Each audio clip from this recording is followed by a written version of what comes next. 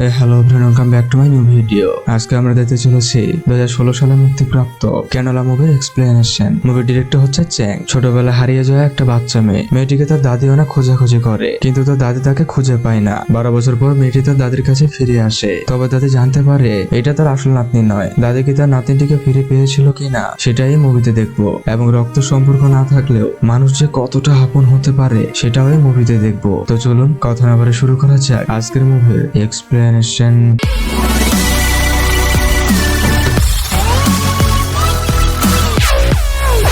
Movie শুরুতে আমরা বেশ কয়েকজন ডুবুরিকে দেখি। এই ডুবুরিদের কাজ হলো সমুদ্রের ভেতরে থাকা শ্যাওলা ওঠানো। হাইজি নামে একটা বাচ্চা মেয়ে তার দাদিকে ডাকছে। পেছন থেকে একজন বৃদ্ধ মহিলা বলে, তোমার নাতিটা দেখতে খুব মিষ্টি, তোমাকে দেখলে আমার হিংসা হয়। সমুদ্রে ডলফিন গুলো খেলা করছে। হাইজি চিৎকার করে বলছে, ডলফিন তুমি আমার বাবাকে বললো, আমি খুবই ভালো আছি। হাইজির বাবা ছোটবেলায় মারা গেছে। হাইজির মা অন্য একজনকে বিয়ে করেছে। হাইজির আপন বলতে এই দুনিয়াতে তার দাদি ছাড়া আর কেউ নেই। হাইজির দাদি তার কাছে আসে। হাইজির দাদির নাম হংগেচুন। আমি এখানে দাদি বলে সম্বোধন করব। যাই হোক, হাইজি বলে, দাদি কোনটা বড়, সমুদ্র নাকি আকাশ? দাদি বলে সমুদ্র বড়। হাইজি বলে, দাদি তুমি কি দুটোরই শেষ দেখেছো? দাদি বলে না, তবে আমি জানি যখন তুমি বড় হবে তখন তুমি জানতে পারবে। দাদি নাতনি সমুদ্রের পাড়ে দাঁড়িয়ে সমুদ্র দেখছে। রাতের বেলা দাদি ঘুমিয়েছিল। হাইজি চিৎকার করে বলছে, দাদি আমার খুবই ভয় করছে। আসলে হাইজি পটি করতে বসেছে। টয়লেটের স্ল্যাব না থাকায় সব মলে নিচে পড়ে যায়, আর এসব মল হাইজিদের বাড়িতে থাকা শুকরটি খায়। দাদি তখনই সেখানে চলে আসে এবং একটা লাঠির সাহায্যে শুকরটিকে তাড়িয়ে দেওয়ার চেষ্টা করছে। হাইজি শুকরটিকে দেখে খুব ভয় পেতে থাকে। কিছুক্ষণ পর দাদি তার নাতিটিকে কোলে নিয়ে ঘুম পাড়াচ্ছে। দাদি বলে, যদি টয়লেট করতে হয় তাহলে আমাকে ডাকবে, নিজে কখনো বাথরুমে যাবে না। হাইজি বলে, আমি ভেবেছিলাম তোয়া ঘুমাচ্ছে। তোয়া হচ্ছে শুকরটির নাম। পরের দিন তারা একজন প্রতিবেশীর বাড়িতে আসে। সিওক হ নামে একজন বাইরে এসে বলে, মিসেস হং এখনো সকাল 6টায় বাজেনি। দাদি বলে, এত বড় বড় চোখ করে আমার দিকে তাকাবে না। সিওক হ বলে, তাহলে কি চোখগুলো ছোট করে ফেলবো? পরবর্তীতে তারা আবারও সমুদ্রে চলে আসে। বোটের উপর থেকে হাইজি তার দাদিকে বলছে, দাদি তুমি কি অনেক মাছ ধরেছো? দাদি হাত নেড়ে তার নাতনিকে সমর্থন জানায়। সিওক হয়ের স্ত্রী মিয়ংক বলে, আমাদের ফেরার সময় হয়ে গেছে। পরের দিন ভোরবেলা দাদি ও হাইজি হেঁটে আসছিল। দাদি দূরে একটা ইল মাছ দেখতে পায়। হাইজি ঘুমিয়ে থাকায় দাদি তাকে শুইয়ে দেয়। মাছ ধরার জন্য দাদি এগিয়ে যায়। দাদি মাছটা ধরে পকেটের ভিতর ঢুকিয়ে নেয়। হাইজি কান্না করতে করতে বলে, দাদি তুমি কোথায়? দাদি তাড়াতাড়ি করে হাইজির কাছে আসে। দাদি হাইজিকে জড়িয়ে ধরে বলে, শোনো তুমি কি ভয় পেয়েছো? কিছুক্ষণ পর তারা একটা স্টেশনের দোকানের পাশ দিয়ে যাচ্ছিল। হাইজি দোকানের ভেতরে এসে একটা রঙের বক্স হাতে নেয়। দাদি বলে, আমি এটা তোমাকে পরে কিনে দেব। হাইজি বলে, দাদি আমি এটা এখনই নেব। দাদি দোকানদারকে বলে, এটার দাম কত? দোকানদার বলে 6000 ইয়ন। দাদি তার কাছে থাকা মাছটি দোকানদারকে দিয়ে বলে, এটার দাম 6000 ইয়নেরও বেশি। ইল মাছের দাম বেশি হওয়াতে দোকানদারও খুশি হয়। হাইজি বাড়িতে এসে তোয়াকে রঙের বক্সটা দেখায় এবং বলে, তো দেখ তো রঙের বক্সটা খুবই সুন্দর, তাই না? হাইজি দেয়ালে রং করতে শুরু করে। এরপর সে চৌকির উপর শুয়ে ছবি আঁকতে থাকে। নাতনির এত আনন্দ দেখে দাদি নিজ মনে বলতে থাকে, আমার এটা অনেক আগে থেকে কিনে দেওয়া উচিত ছিল। কিছুক্ষণ পর তারা একটা সর্ষে খেতে আসে। দাদি তার নাতনিকে ডাক দেয়। হাইজি একটা কাগজ উঁচু করে দাদিকে দেখিয়ে বলে, দাদি এটা আমাদের পরিবার, তুমি আমি আর তোয়া। হাইজির খুশি দেখে দাদিও খুব খুশি হয়। কিছুক্ষণ পর হাইজি তার বাবার কবরের সামনে এসে বলে, জানো বাবা, আমি খুব ভালো ছবি আঁকতে পারি। প্রথমে আমি আমার দাদির ছবি আঁকবো, এরপর আমি তোমার ছবি আঁকবো। একটু পর হাইজি যাওয়ার সময় তার বাবাকে বিদায় জানায়। রাতে দাদি বলে, এখন ঘুমাও, কাল আমাদের একটা বিয়ে বাড়িতে যেতে হবে। হাইজি বলে, দাদি আমাকে ঘেঁষে ঘুমাও, তাহলে তোমার ঠান্ডা লাগবে না। দাদি বলে, আমার নাতনিটা এখন থেকে আমার কথা ভাবছে। দাদি নাতনির গা ঘেঁষে শুয়ে পড়ে। হাইজি বলে, দাদি বিয়ে মানে কি? দাদি বলে, বিয়ে হচ্ছে একটা ছেলে ও মেয়ের জীবনের অংশীদার হওয়া। হাইজি বলে, তাহলে আমার বাবার অংশীদারটা কোথায়? দাদি বলে, তুমি কি তোমার মাকে মিস করছো? হাইজি বলে, না দাদি, আমার জন্য তো তুমি আছো। এটি শুনে দাদি তার নাতিটিকে শক্ত করে জড়িয়ে ধরে। পরের দিন তারা বংশিং বাজারে আসে। বিয়ে উপলক্ষে দাদি তার নাতনিটিকে জামা কিনে দিচ্ছে। জামা কিনে দাদি ও হাইজি যখন বাড়ির দিকে হাঁটছিল, দাদি হাঁটতে হাঁটতে অন্যমনস্ক হয়ে যায়। একটু পর দাদি দেখে পেছনে তার নাতনি নেই। দাদি আশেপাশে খুঁজতে থাকে, কিন্তু কোথাও হাইজিকে খুঁজে পাচ্ছে না। দাদি যাকে যাকে জিজ্ঞাসা করে, কিন্তু কেউ কিছুই বলতে পারছে না। বৃদ্ধ মহিলাটি যেন পাগল হয়ে গেছে। এই স্বার্থপর পৃথিবীতে হাইজি ছাড়া তার যে আর কেউ নেই। 12 বছর পর আমরা হাইজিকে দেখি। হাইজি একটা কসমেটিক্স এর দোকানে এসেছে। হাইজি দোকানে কসমেটিক্স চুরি করতে থাকে। হাইজির সাথে তার বান্ধবী মিনহিও এসেছে। মিনহিও অনেক কিছু চুরি করছে। রাতে বিদ্যুৎ ছিল না, টাকা শোধ করতে না পারা লাইন কেটে দিয়েছে। হাইজি বলে, আজকে কি কি চুরি করেছিস? মিনহি বলে, তোর আরো চুরি করা উচিত। মিনহির সাজগোজ করা খুব শখ। মিনহির ইচ্ছা সে একদিন বড় তারকা হবে। আর হাইজি এখনো তার আঁকা নিয়েই পড়ে আছে। তখনই সেখানে দুজন ছেলে আসে। ছেলেগুলো বলে, চলো এখনই খেয়ে আসি। এই ছেলেগুলোর আন্ডারে হাইজি ও মিনহি কাজ করে। কিছুক্ষণ পর চুলহিয়ন নামের একটা ছেলে মিনহিকে বলে, আজ রাত 11টায় তোমাকে পতিতা সাজতে হবে, যাতে আমরা একজনকে ফাঁসিয়ে টাকা নিতে পারি। কিন্তু মিনহি এই ব্যাপারে কিছুতে রাজি হয় না। এরপরে চুলহিয়ন মিনহিকে চিংড়ি কাটতে শুরু করে। এটা দেখে হাইজি বলে, ঠিক আছে, এই কাজটা আমি করব। রাতের 11টায় হাইজি একজনে ঘরে আসে। লোকটি বলে, ঘরের দরজা লাগিয়ে দাও। হাইজি দরজা লাগিয়ে বসে পড়ে। হাইজি মেসেজ করে ছেলেগুলোকে চলে আসতে বলে। হাইজি লোকটিকে বলে, আপনি আগে গোসল করে আসুন। লোকটি সোজা গোসল করতে চলে যায়। হাইজি সাথে সাথে দরজা খুলে দিয়ে আবারও বসে পড়ে। তখনই সেখানে ছেলেগুলো মোবাইল হাতে ভিতরে ঢুকে পড়ে। লোকটি বলে, ভিডিও কেন করছেন? ছেলেগুলো বলে, আপনাকে তো বেশ লাগছে। লোকটি হাইজির দিকে তাকিয়ে বলে, এদেরকে তো আপনি এনেছেন। চুলহিয়ন বলে, আপনি তো সহজে ছাড়া পাবেন না। লোকটি বলে, তোমরা কি চাও? ছেলেগুলো বলে, 1 কোটি ইয়ন দেন, না হলে এই ছবিগুলো আপনার স্ত্রীকে দেখিয়ে দেব। লোকটি সেখান থেকে দৌড়ে পালিয়ে যেতে থাকে। ছেলেগুলো লোকটিকে মারতে থাকে। মারতে মারতে এক পর্যায়ে লোকটির মাথায় আঘাত লাগে এবং লোকটি অজ্ঞান হয়ে যায়। সকলে মনে করে হয়তো লোকটি মরে গেছে। তারা বাড়িতে এসে গুছগাছ করতে শুরু করে। চুলহিয়ন বলে, আমাদের কিছুদিন ছড়িয়ে ছিটিয়ে থাকতে হবে। পরিস্থিতি স্বাভাবিক হলে আমরা যোগাযোগ করব। কিছুক্ষণ পর হাইজি সিঁড়িতে বসেছিল। তখন মিনহি কিছু নাস্তা নিয়ে আসে। হাইজি বলে, তুমি টাকা কোথায় পেলে? মিনহি বলে, কিছু টাকা জমিয়ে রেখেছিলাম। তারা দুজনেই নাস্তা খেতে শুরু করে। হাইজি একটা প্যাকেটের গায়ে দেখে তার ছোটবেলার ছবি দিয়ে হারানো বিজ্ঞপ্তি দেওয়া হয়েছে। পরের দিন একটা জঙ্গল দেখি। জঙ্গলে এক বৃদ্ধা গাছগাছরা উঠাচ্ছে। এই বৃদ্ধাটি হচ্ছে হাইজির দাদি। দাদি গাছগুলোর উদ্দেশ্যে বলছে, আমি তো তোমাদের খুব সহজেই খুঁজে পাই, তবে বেঁচে থাকতে হয়তো আমার নাতনিটিকে খুঁজে পাবো না। দাদি বাড়িতে আসে। তখনই সেখানে একজন বিল্ডার আসে। লোকটি অনেকদিন যাবত দাদির থেকে বাড়িটা কিনতে যাচ্ছে। লোকটি বলে, দেখুন এই বাড়িঘরগুলো এখন খুবই পুরনো হয়ে গেছে। একটা চীনা লোক এই বাড়িটা কিনতে যাচ্ছে। আমি আপনাকে এটার দাম বাড়াই দেব। দাদি বলে, আমার নাতনি ফিরে আসলেও খুবই কষ্ট পাবে। লোকটি বলে, আপনার নাতনি আর ফিরবে না। এটা শুনে দাদি খুবই রেগে যায় এবং লোকটির দিকে ময়লা পানি ছুঁড়ে মারে। কিন্তু পানি গিয়ে সোজা শিওঘর গায়ে পড়ে। শিওঘর লোকটিকে বলে, উনি তো বলেছেনই বাড়ি উনি বিক্রি করবেন না, আপনি এই বাড়ির আশা ছেড়ে দিন। পরের দিন শিওঘর গাড়িতে মাল সামগ্রী তুলছিল। দাদি বলে, আমি এখন বাড়িতে যাব। শিওঘর বলে, তোমার কি শুধু পানির ভেতরে শক্তি বেশি থাকে? তুমি দিন দিন খুবই জেদি হয়ে যাচ্ছ।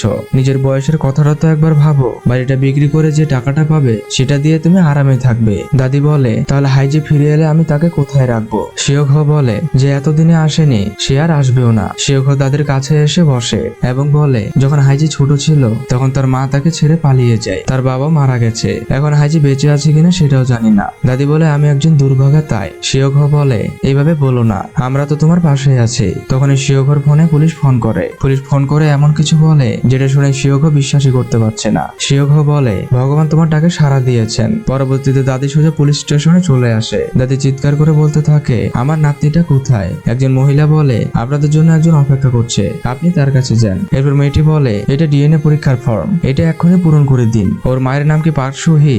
দাদি বলে, ও আমার পুত্রবধূ। মেয়েটি বলে, উনি হাইজিকে অপহরণ করেছিল। শিওঘর বলে, তাহলে এখানে যে লেখা আছে পার্ক সুহি মারা গেছে। মেয়েটি বলে, হাইজির মতে তার মা মারা গেছে আর তার সৎ বাবা তাকে অনাথ আশ্রমে রেখে গেছে। দাদি ফর্মে একটা স্বাক্ষর করে। শিওঘর বলে, আপনাকে ধন্যবাদ দিয়ে ছোট করব না। মেয়েটি বলে, এসবের দরকার নেই, আপনারা একটু অপেক্ষা করুন। দাদি তার নাতনির জন্য অপেক্ষা করছে। একটুবার হাইজিকে আনা হয়। দাদি দূর থেকে তার নাতনিটির দিকে চেয়ে আছে। দাদি হাইজির কাছে যায়। আজ 12টা বছর পর দাদি তার নাতনির দেখা পেল।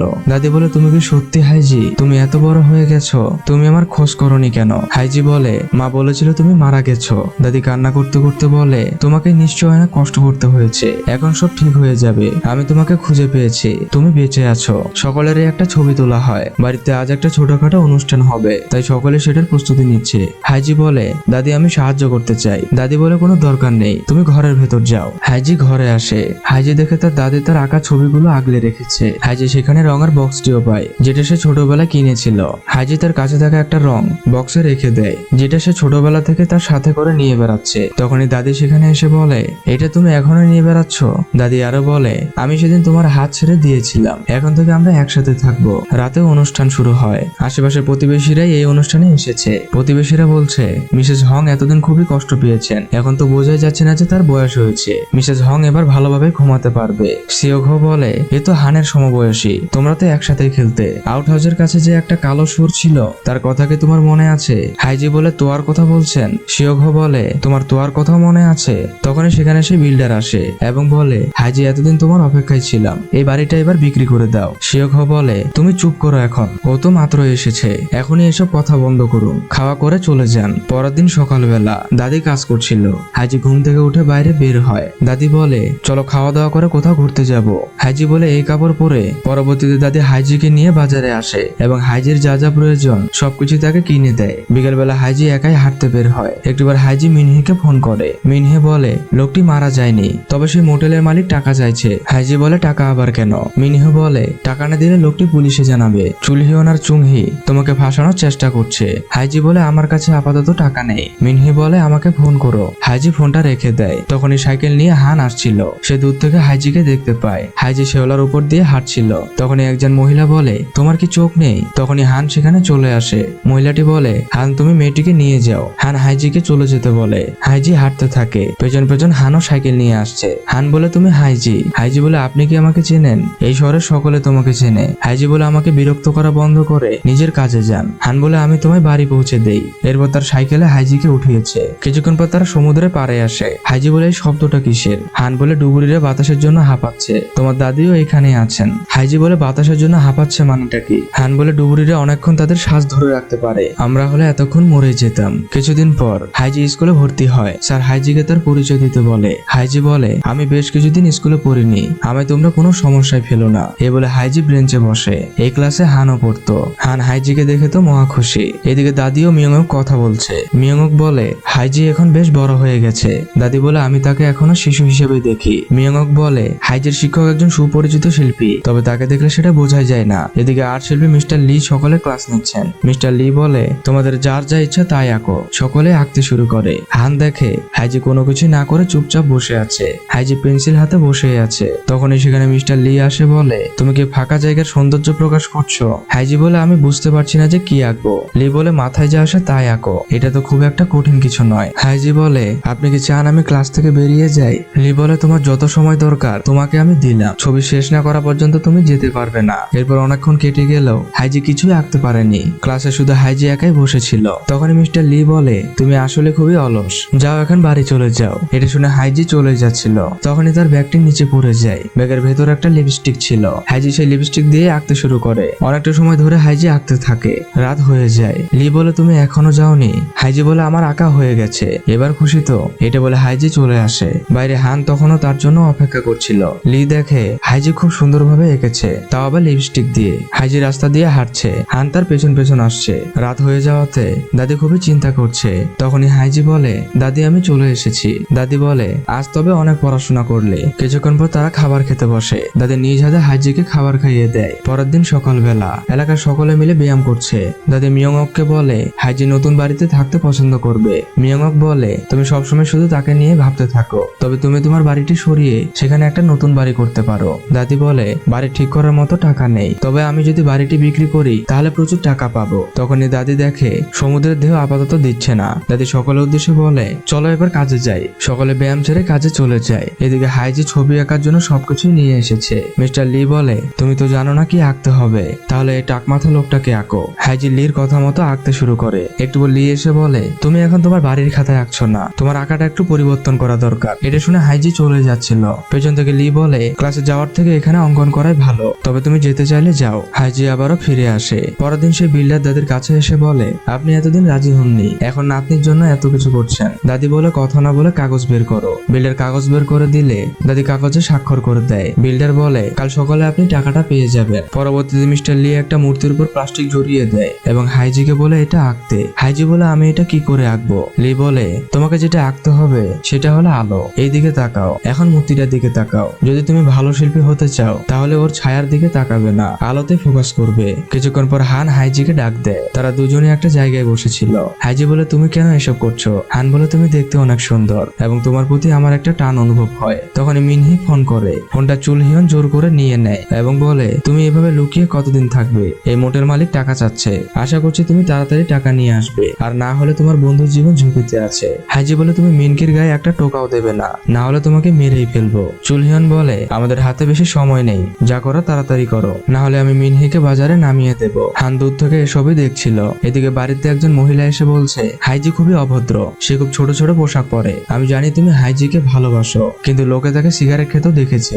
দাদি বলে এসবই গুজব। হাইজি যখন চলে গেছিল তখন সকলেই বলেছিল নিশ্চয়ই ও ভালো আছে, এখন যখন ফিরে এসেছে তখন তোমাদের তাকে একটা ভালো জীবন পেতে সাহায্য করা উচিত। এদিকে মিস্টার লি বলে, তুমি যে এঁকেছো এটার ব্যাপারে কি মনে করো? হাইজি বলে, এগুলো তো বেশ সুন্দর। লি বলে, তোমাকে আমি বিশেষভাবে কেন শেখাচ্ছি জানো? কারণ তোমার এই রাগী স্বভাব আমার পছন্দ, তবে তোমার কোনো নিজস্ব স্টাইল নেই। হাইজি বলে, মনে হয় আমি প্রতিভাবান নই। এটা বলে হাইজি চলে যাচ্ছিল। লি বলে, জীবনটাকে এত জটিল কেন করছো? লি ওয়ার্ড্রপ থেকে অনেক কিছু বের করে বলে, তাহলে এগুলো নিয়ে যাও। তোমার দাদি তোমাকে আঁকা শেখাতে বলেছিলেন যাতে তুমি জীবনটা উপভোগ করতে পারো। এর পরিবর্তে উনি আমাকে এত কিছু দিয়েছিলেন। আমি জানি তুমি খুব কষ্ট করে জীবনটা কাটিয়েছো, তবে এটা তোমাকে হয় শক্তিশালী বানাবে আর না হয় দুর্বল করে দেবে। এই সবকিছু তোমার উপর নির্ভর করছে। তোমার দাদি যদি এতটা চেষ্টা করতে পারে তাহলে তোমারও চেষ্টা করা উচিত। হাইজি চুপচাপ শুধু লির কথাগুলো শুনছিল। 2 দিন পর গ্রামে একটা পূজার আয়োজন করা হয়েছে। শিওকো হাইজিকে পুজোটা ঘুরিয়ে ঘুরিয়ে দেখাচ্ছে।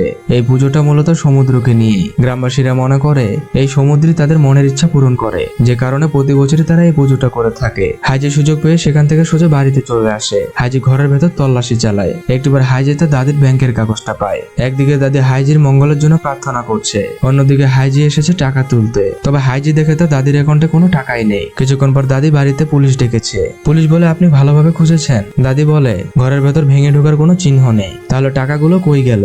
শিওকো বলে, তুমি কি নিশ্চিত টাকাগুলো ওইখানে রেখেছো? তখনই সেখানে হাইজি আসে। হাইজি পুলিশকে দেখে ঘাবড়ে যায়। পুলিশ হাইজিকে বলে, আশেপাশে সন্দেহজনক কাউকে দেখেছে? হাইজি বলে, না। পুলিশ চলে যায়। শিওকো বলে, কিভাবে কেউ জানতে পারলো যে বাড়িতে টাকা আছে?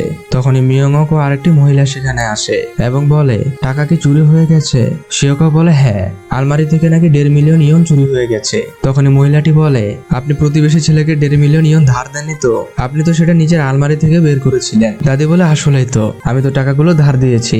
হাইজি তাড়াতাড়ি কাগজটি আলমারিতে রাখতে আসে। তখনই শিওকো বলে, তুমি এখানে কি করছো? হাইজি পেছনে হাত দিয়ে কাগজটি রেখে দেয় এবং বলে, তেমন কিছুই না। হাইজি সেখান থেকে চলে যায়। শিওকোর সন্দেহ হয়। শিওকো আলমারি দেখতে শুরু করে। তখনই দাদি জানালা খুলে তাকে দেখতে পায়। দাদি বলে, তুমি আলমারিতে কি খুঁজছো? শিওকো বলে, এখন থেকে সমস্ত টাকার লেনদেন লিখে রাখবে, আমার হাইজিকে সন্দেহ হচ্ছে। কিন্তু দাদি এটা বিশ্বাসই করে না। হাইজি বাড়ি থেকে বেরিয়ে যায়। দাদিও হাইজির পেছন পেছন যায়। হাইজি সমুদ্রের পাড়ে বসে সিগারেট খাচ্ছে। তখনই দাদি চলে আসে। হাইজি দাদিকে দেখে সিগারেটটা ফেলে দেয়। দাদি বলে, আমাকেও একটা সিগারেট দাও। দাদি সিগারেট খেতে শুরু করে। দাদি বলে, হাইজি কোনটা বড়, সমুদ্র নাকি আকাশ? হাইজি বলে, অবশ্যই আকাশ। দাদি বলে, আমার মনে হয় তুমি যথেষ্ট বড় হয়েছো। জীবন যদি কখনো কঠিন হয় তাও সামলানো যায় যদি কেউ তোমার পাশে থাকে। আমি তোমার পাশে সবসময় আছি। তোমার যেমন ইচ্ছা তুমি তেমন ভাবে বাঁচো। দাদি চলে যায়। এরপর থেকে হাইজি শুধু দাদির কথাই ভাবে। লি এসে বলে, তোমাকে অনুপ্রেরণা কে দেয়? যে দেয় তার ছবি আঁকো। হাইজি বলে, আমি চেষ্টা করে দেখবো। হাইজি আরো বলে, স্যার, কেউ কি আঁকার মাধ্যমে নিজের দোষ স্বীকার করতে পারে?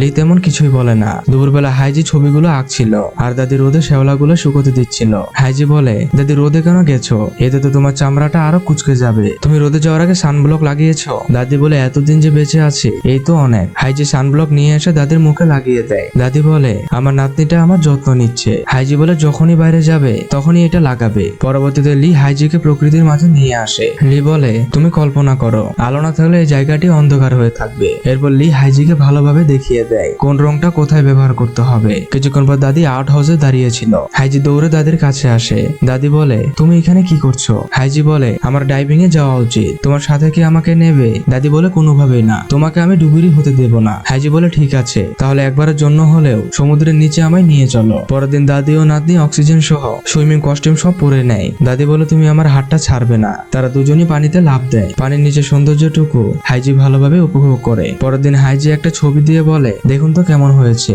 লি বলে, এটা তুমি এঁকেছো? খুবই সুন্দর হয়েছে, তোমার তো সিওলের প্রতিযোগিতায় নাম দেওয়া উচিত। হাইজি বলে, সত্যি কি আপনার ভালো লেগেছে? লি বলে, সত্যি অনেক সুন্দর হয়েছে। পরবর্তীতে হান ও হাইজি যখন হাঁটছিল তখন একটা লোক হাইজিকে ডাক দেয়। হাইজি হানকে সেখান থেকে চলে যেতে বলে। হাইজি বলে, তুমি আমাকে খুঁজে কিভাবে পেলে? তুমি তো আমাকে ছেড়ে গেছিলে। লোকটি বলে, আমি দুঃখিত। লোকটির নাম নিহাও। নিহাও বলে, তুমি কি আমাকে কিছু টাকা দিতে পারো? হাইজি বলে, আমি টাকা কোথায় পাবো? নিহাও বলে, তোমাদের বাড়ি বিক্রির টাকা তো আছেই। হাইজি বলে, তুমি কি বলো আমি চুরি করব? নিহাও বলে, তাহলে আমাকে তোমার দাদির কাছে চাইতে হবে। হাইজি বলে, বাবা তুমি কি পাগল হয়ে গেছো? আমার দাদির থেকে দূরে থাকো। নিহাও বলে, শুধু আমাকে বলো ব্যাংক বুকটা কোথায়, আমি ধারে ডুবে আছি। হাইজি কান্না করতে করতে বলে, ঠিক আছে, আমি তোমাকে টাকা দেবো। রাতে হাইজি মন খারাপ করে বসে আছে। দাদি বলে, তুমি এখানে কেন বসে আছো? হাইজি তার আঁকা ছবিটা দাদিকে দেখায়। দাদি বলে, এটা খুবই সুন্দর হয়েছে, তুমি এত প্রতিভা কোথায় পেলে? একটু পর তারা খেতে বসে। হাইজি বলে, দাদি তোমার কি শরীর খারাপ? দাদি বলে, এই বয়সে এমনটা হয়, তবে বাড়ি ছেড়ে যেতে মন চায় না। রাতে দাদি ঘুমালে হাইজি দাদির উপর কাঁথা টেনে দেয়। পরের দিন সকালে দাদি ঘুম থেকে ওঠে। হাইজি শুধু নীরবে কান্না করে চলেছে। হয়তোবা আজকের পর থেকে দাদির সাথে দেখা হবে না। পরবর্তীতে হাইজি শিওল প্রতিযোগিতায় যাচ্ছে। দাদি হাইজিকে এগিয়ে দিতে এসেছে। দাদি খাবার দিয়ে বলে, খিদে পেলে এটা খেও, শিওলের লোকদের থেকে সাবধানে থেকো। তখনই সেখানে লি আসে। দাদি বলে, আমার নাতনিটাকে দেখে রেখো। হাইজি দাদিকে সানব্লক দিয়ে বলে, এটা নিয়মিত মাখবে। এটা বলে হাইজি চলে যায়। তখনই হান সেখানে আসে। তবে হাইজির সাথে হানের দেখা হয় না। কিছুক্ষণ পর হাইজি তার বাবাকে টাকা দিয়ে বলে, বাবা এটাই শেষ, আমার জীবন থেকে তুমি চলে যাও। এটা বলে হাইজি সোজা আর্ট প্রতিযোগিতায় চলে আসে। মিস্টার লি বলে, তুমি কি ভয় পেয়েছো? এখানে যারা আছে সকলেই নার্ভাস। আঁকা শুরু করো, আমি এক্ষুনি আসছি, তবে অবশ্যই সময়ের দিকে খেয়াল রাখবে। কিছুক্ষণ পর মিস্টার লি ফিরে আসে। এসে দেখে হাইজি খুবই ভালো এঁকেছে। তবে হাইজি এখানে ছিল না। হাইজি একটা চিঠি রেখে গেছে। চিঠিতে লেখা ছিল, মিস্টার লি আপনাকে ধন্যবাদ, আমার দাদির খেয়াল রাখবেন, আমি চলে গেলাম। লি হাইজিকে চিৎকার করে ডাকতে থাকে। এদিকে শিওগ এসে বলে, আজ ডিএনএ রিপোর্ট দিয়েছে, এখানে লেখা আছে হাইজি তোমার নাতনি না। দাদি রিপোর্ট ফেলে দিয়ে বলে, তুমি আমার সময় নষ্ট করছো। শিওগ বলে, তোমার এখন সত্যের মুখোমুখি হওয়ার সময় এসেছে। রিপোর্টে দেখাচ্ছে হাইজি তোমার রক্তের কেউ নয়। দাদি বলে, তাহলে সে কে? কেন এবার হাইজি হওয়ার ভান করবে? শিওগ বলে, কিছুদিন আগে আমি তাকে তোমার আলমারি হাতড়াতে দেখেছিলাম। দাদি হাতের নেকড়া ছুড়ে দিয়ে বলে, চলে যাও এখান থেকে, তুমি তো আমার আলমারিটা হাতড়াচ্ছিলে, আমার টাকাগুলো কি তোমার খুবই দরকার? শিওগ বলে, তুমি আমাকে অবিশ্বাস করতে পারলে। শিওগ চলে যাচ্ছিল। সে আবারও এসে বলে, এটা জালও হতে পারে, আমি আবারও পরীক্ষা করতে বলবো। রাতে হাইজি একটা ব্রিজের নিচে বসেছিল। তখন এসে দুটো ছেলের সাথে দেখা হয়। হাইজি সেখানে মিনহিকেও দেখে। এই ফাঁকে ছেলেগুলো হাইজি থেকে টাকার ব্যাগটা নিতে চায়। এদিকে হান পুলিশ নিয়ে এসেছে। পুলিশ এসে সকলকে ধরে নিয়ে যায়। দাদি সোজা পুলিশ স্টেশনে চলে আসে। দাদি হাইজির হাতটা ধরে তাকে বাড়িতে নিয়ে যাওয়ার চেষ্টা করছে। দাদি বলে, চলো আমরা বাড়ি যাই। দাদি আরো বলে, তুমি কি হাইজি না? সবাই আমাকে বলছে তুমি হাইজি নও, তবে আমি এটা বিশ্বাস করি না। আমার দিকে তাকিয়ে বলো তুমি হাইজি। হাইজি মাথা নিচু করে বলে, আমাকে ক্ষমা করবেন। এটা শুনে দাদি যেন নিজের কানকে বিশ্বাস করাতে পারছে না। দাদি বলে, তাহলে আমার হাইজি কোথায়? হাইজি বলতে শুরু করে, হাইজিকে সেদিন আমার মা নিয়ে গেছিল। হাইজি দাদির কাছে যাওয়ার জন্য খুবই কান্না করতে থাকে। আমি হাইজির সৎ বোন ইউনজু। একদিন বাবা গাড়ি চালানোর সময় মাকে বলে হাইজির খাওয়ার খরচ কে দেবে। এটা নিয়ে বাবা আর মায়ের মধ্যে কথা কাটাকাটি শুরু হয়। তখনই আমাদের গাড়িটা অ্যাক্সিডেন্ট হয়। এই দুর্ঘটনায় হাইজি ও মা মারা যায়। হাসপাতালে ইন্স্যুরেন্স কোম্পানি থেকে একজন এসে বলে, আমার মা আমার জন্য বীমা করেছিল। এটা শুনে আমার বাবা টাকার লোভে হাইজির হাতের ব্রেসলেটটা আমার হাতে পরিয়ে দেয়। আর সেদিন থেকে হাইজি মরে গিয়েও বেঁচে থাকে, আর আমি বেঁচে থেকেও মৃত। এটা শুনে দাদির পৃথিবীটা যেন ওলটপালট হয়ে যায়। দাদি একদৃষ্টিতে হাইজির রঙের বক্সের দিকে তাকিয়ে আছে। দাদি অজ্ঞান হয়ে মাটিতে পড়ে যায়। দুর্নীতি করার জন্য পুলিশ ইউনজু ও মিনহিকে জেলে দেয়। ইউনজু তার ভুল বুঝতে পারে। ছোটবেলায় হাইজি ইউনজুকে তার দাদির ব্যাপারে বলেছিল। হাইজি তোয়ার ব্যাপারেও বলেছিল। দাদি এখনো হাইজির ডাক শুনতে পাচ্ছে। তখনই মিস্টার লি সেখানে আসে। লি বলে, হাইজি শিওল প্রতিযোগিতায় প্রথম হয়েছে, কিন্তু আজ দাদির মনে কোনো আনন্দ নেই। লি হাইজির একা ছবিটা সেখানে রেখে চলে যায়। লি চলে গেলে দাদি ছবিটা খুলে দেখে। দাদি খুব আলতো করে ছবিটা স্পর্শ করছে। ছবিতে দাদি তার দুই নাতনিকে ধরে আছে। এটা দেখে দাদি আবেগে আপ্লুত হয়ে পড়ে। দাদি খুবই কান্না করতে থাকে। দাদি তো ইউনজুকে তার নাতনি ভেবেছিল। 1 বছর পর ইউনজু ও মিনহি এখন একটা বইয়ের দোকানে কাজ করে। শিওকো ইউনজুর সাথে দেখা করে। শিওকো বলে, গত সপ্তাহ থেকে দাদিকে খুঁজে পাওয়া যাচ্ছে না। ইউনজু বলে, আপনি আমাকে আগে কেন বলেননি? ইউনজু সোজা বংশিং বাজারে চলে আসে। ইউনজু দাদির ছবি দেখিয়ে জিজ্ঞাসা করতে থাকে, কিন্তু কেউ কিছুই বলতে পারছে না। ইউনজু হতাশ মনে হাঁটছিল। তখন সে দূরে দাদিকে দেখতে পায়। ইউনজু দাদিকে ডাক দেয় এবং দৌড়ে কাছে আসে এবং বলে, দাদি আমাকে চিনতে পেরেছো? আমি হাইজি। দাদি বলে, তুমি আমার হাইজি? ইউনজু বলে, হ্যাঁ দাদি। দাদি বলে, আমার লক্ষ্যের সোনাটা, আমি তোমাকে কত জায়গায় খুঁজেছি, এখন থেকে আর কোথাও যাবে না, আমার সঙ্গে থাকবে। ইউনজু বাড়িতে এসে দেখে বাড়িটি সিল মেরে দিয়েছে। এদিকে শিওকো সে বিল্ডারের কাছে এসে বলে, বাড়িটি ফেরত দিন। বিল্ডার বলে, এ বাড়ি তো আমার নয়। শিওকো কান্না করতে করতে বলে, আমি অনুরোধ করে বলছি, আপনি চাইলে বাড়িটি আমাদের দিতে পারে। বিল্ডার এতে রাজি হয়ে যায়। পরবর্তীতে বাড়িটি সকলে মিলে পরিষ্কার করছে। বাড়িটি যেন একদম আগের মতোই দেখাচ্ছে। একটু পর ইউনজু দাদিকে নিয়ে আসে। দাদি সবার দিকে তাকিয়ে আছে। ইউনজু বলে, দাদি আমাকে চিনতে পেরেছো? দাদি বলে, আমি তোমাদের সকলকে চিনতে পেরেছি। দাদি শিখো ও তার স্ত্রীকে বাড়ি চলে যেতে বলে। রাতে ইউনজু দাদিকে ঘুম পাড়িয়ে দিয়ে বাইরে বসে এবং রেডিওটা চালু করে দেয়। ইউনজু এখানে দাদির কথা শুনতে পাচ্ছিল। দাদি বলছে, হাইজি তুমি শুনতে পাচ্ছ? আমি শুধু তোমাকেই হাইজি ডাকবো। সত্যি বলতে আমি সেদিনই বুঝতে পেরেছিলাম তুমি যে হাইজিন নও। যেদিন তুমি আমাকে আকাশ বড় বলেছিলে, আজ আমি ভাবি ভালোই হতো যদি আমি এটা শোনার আগে মারা যেতাম, কিন্তু সেটা আর হলো না। তুমিও আমার নাতনি, এতে কোনো সন্দেহ নেই। রক্ত সম্পর্ক নেই, তাতে কিছুই যায় আসে না। তুমি সর্বদা আমার নাতনি ছিলে, নাতনি থাকবে। প্রিয় নাতনি, আমি ডুবুরি হিসেবে জীবিকা নির্বাহ করেছি, আমি চাই তুমি শিল্পী হিসেবে জীবিকা নির্বাহ করো। দাদির কথাগুলো শুনে ইউনজু কান্না করতে থাকে। ইউনজুর কান্নার বর্ণনা আমার দ্বারা করা সম্ভব নয়। পরবর্তীতে দাদিকে হাসপাতালে ভর্তি করা হয়েছে। দাদি ইঞ্জুর হাতটা শক্ত করে ধরে বলে, ইঞ্জু আমার যাওয়ার সময় হয়েছে, হাইজি আমার জন্য অপেক্ষা করছে। ইঞ্জু বলে, দাদি আমার তাহলে কি হবে? দাদি বলে, তুমি বেঁচে থেকো, একটা সুন্দর জীবন কাটাও, আমি তোমাকে কোনোদিন ভুলবো না, আমার নাতনি হওয়ার জন্য তোমাকে ধন্যবাদ। দাদি হাতটা ছেড়ে দেয়, আমরা বুঝতে পারি দাদি মারা গেছে। ইঞ্জু দাদির হাতটা শক্ত করে ধরে বলে, দাদি এত তাড়াতাড়ি চলে গেলে আমি কথা দিলাম আমি একটা ভালো জীবন যাপন করব। আর এখানে এই মুভিটি শেষ হয়ে যায়। আজ এ পর্যন্তই, দেখা হবে কোনো মুভির গল্প নিয়ে। ততদিন ভালো থাকুন, সুস্থ থাকুন।